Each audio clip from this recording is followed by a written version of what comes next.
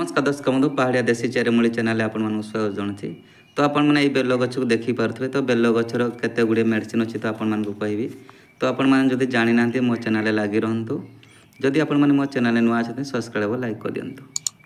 जदि आपणकर दर्शक बंधु देह जलापोड़ा हो तो आपण मैंने किपर बेलपत्र साहाय्य ठीक करेंगे।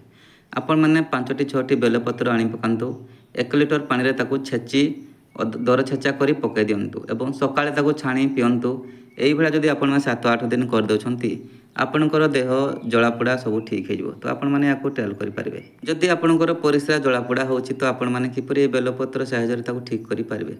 10टी बेलपत्र आपण मैंने आनी पकातु से ग्लासे पानी ताकू छेची पकई दिंतु सकाळू से छाणी पिंतु।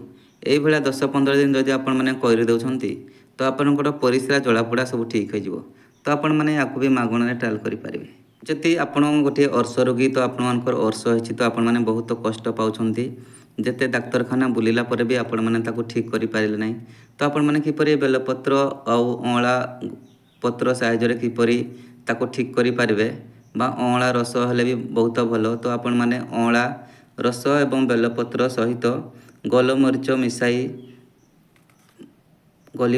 मिसाई ताकू पूरा फेंटी दिंतु एवं सकाळु सकाळु ग्लासे पानी रे ताकू पिंतु।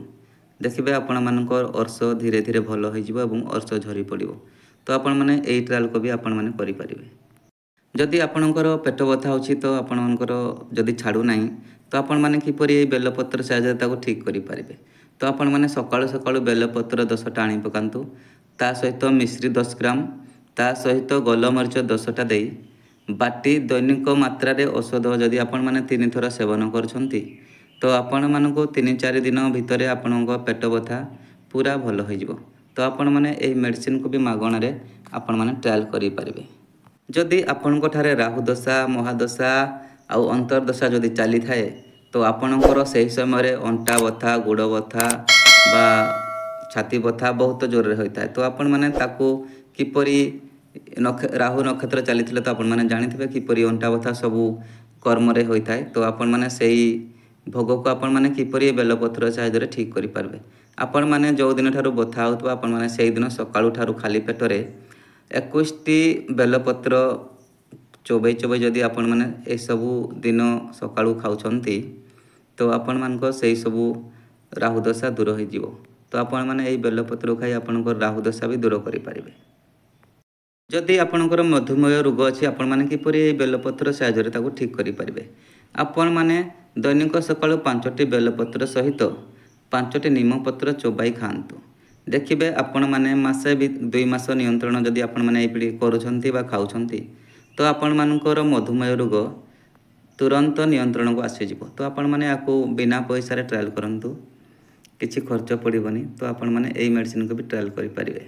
जदि आपणकर बात दोष अच्छी गोड़ हाथ फुलुची तो किपर यही बेलपत्र साहाय्य आपण मैंने ठीक करेंगे। तो आपण मैंने प्रतिदिन सकाळे खाली पेटरे 5टी त्रिशाखा बेलपत्र सहित 5टी कोला रसुण एवं 3टी गोलमरीच एकत्र बाटी नियमित जदि आपण मैंने 3 मास खाई दौरान तो आपणकर बात दूर हो गोड़ हाथ मुँह फुला आदि तुरंत ठीक होगा लगे तो आपण मैंने यह भी ट्रायल करेंगे।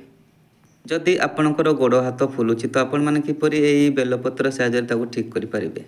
तो 5टी त्रिशाखा बेलपत्र को 5 मिली गोमूत्र सहित बाटी से 1 ग्राम संधव लवण मिसाई नियमित 28 दिन जदि आपण मैंने खाई दौरान सत् पथरे तो आपण मानकर गोड़ हाथ फुला रु आपण मैंने मुक्ति पाइबे।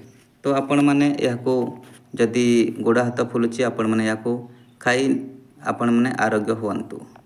बेलपत्र रस सहित बासचंदन घरी मिसाई सकाळे संध्यारे जदि आपण मैंने सेवन करुछंती आपणकर परिस्रा जला मेह और शुक्रतार भल होता है। तो आपण मैंने ये बेलपत्र मेडिसिन विषय जाणी किपरि लागला कमेंट माध्यम जणाइबे।